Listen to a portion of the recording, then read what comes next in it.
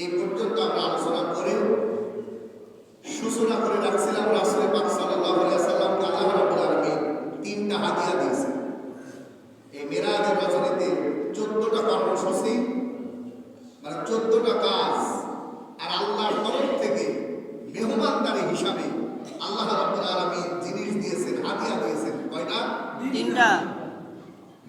আমরা তিন জুম্মায় বললে শেষ হবে কিনা জানি না। আমরা একটা বিষয় আমরা আজকে শুনবো, তার আগে গত জুম্মায় একটু সাইডে আমরা রেখে দিয়েছিলাম। সেটা হলো যে আমরা বলেছিলাম সুবহানাল্লাযী আসরা বিআবদিহি।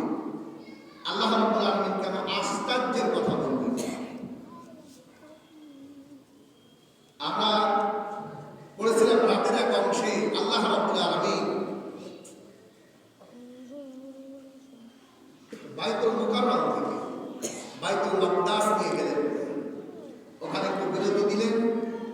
বিরতি দেওয়ার পর ওখান থেকে নিয়ে গেলেন সপ্তম আসমান পাড়ি দিয়ে সিদরাতুল মুনতাহা।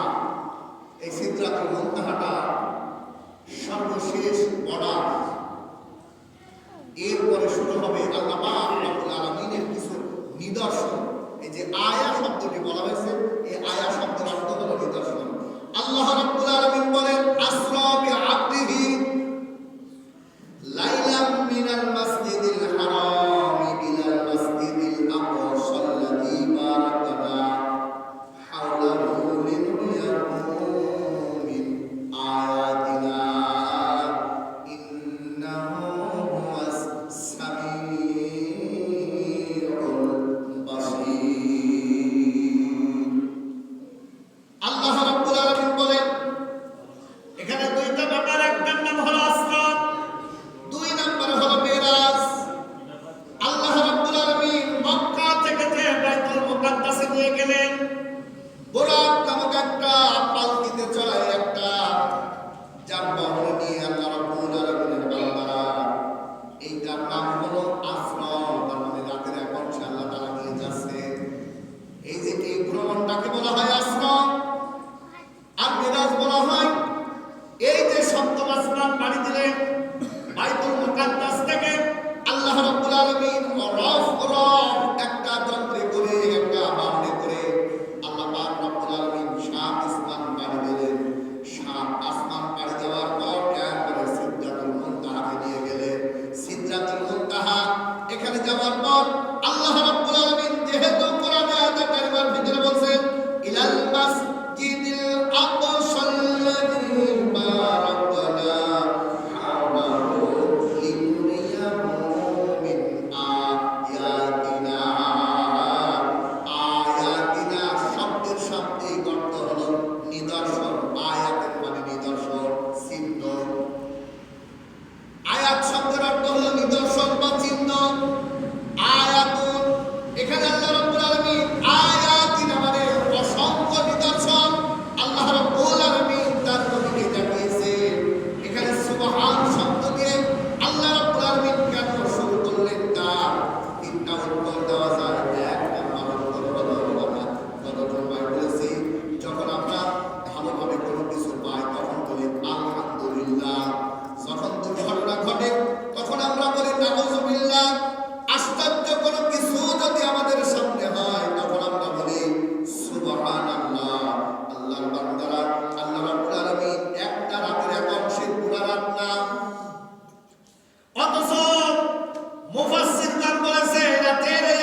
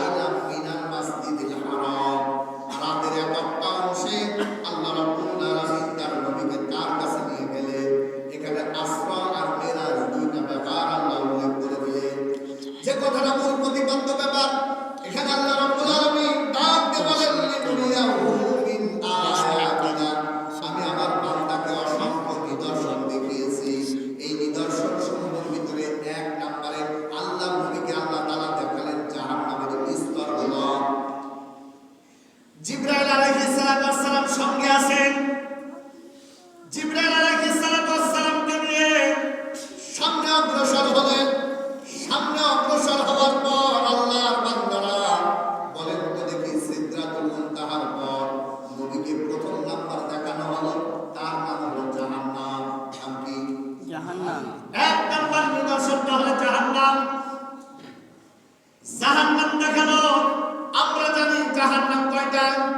বলতে পারবেন? 8টা। জাহান্নাম একটা, কিন্তু জাহান্নামের স্তর হলো 7টা। জান্নাতও একটা, জান্নাতের স্তর হলো 8টা। এক একটা স্তর আছে, মান আছে, স্তর আছে। আল্লাহর